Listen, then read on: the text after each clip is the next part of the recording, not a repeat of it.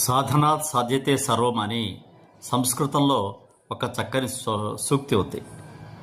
సాధన చేయుమురా నరుడా, సాధ్యము కానిది లేదురా అనేది కూడా మరొక చక్కని వాక్యం ఉంది. దాన్నే మనకు ఒక చక్కని ఇంగ్లీషు సూక్తిలో చెప్తున్నారు. Work hard, stay disciplined and be patient, your time will come. ఎవరైనా విజయం సాధించాలంటే తప్పనిసరిగా వారు శ్రమ చేయాలి. అది తమ విజయానికి మూలసూత్రం శ్రమనే.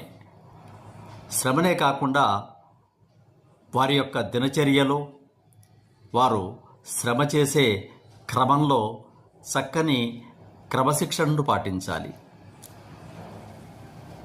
క్రమశిక్షణాయుతమైనటువంటి శ్రమనే విజయానికి మూలం. విజయ మార్గంలో క్రమశిక్షణాయుతమైనటువంటి శ్రమ, హార్డ్ వర్క్ ముఖ్యం. అలాగే శ్రమ చేస్తూ క్రమశిక్షణాయుతమైనటువంటి పరిశ్రమ చేస్తూ విజయం కోసం తప్పకుండా ఓపికగా వేచి చూడాలి. అంతే తప్ప తొందరపడి నిర్ణయాలు తీసుకొని విజయం రాలేదని వెనుదిరగడం కానీ, నిరాశ నిస్పృహలకు కోల్పోవడం కానీ చేయకూడదు. అలా చేసినట్లయితే ఫలితం సరిగా రాదు.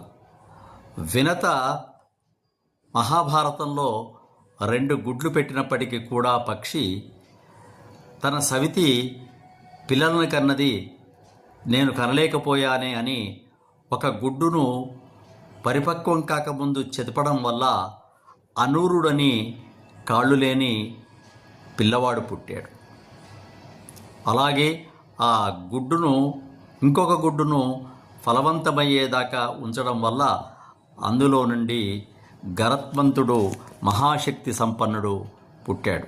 అందుకోసమే హార్డ్ వర్క్ చేసినప్పటికీ, క్రమశిక్షణాయుతమైనటువంటి పని చేసినప్పటికీ విజయం వచ్చే వరకు ఆ పనిని కొనసాగిస్తూ విజయం కోసం చాలా ఓపికగా మన సమయం వచ్చే వరకు వేచి ఉంటే తప్పకుండా మన సమయం వస్తుంది.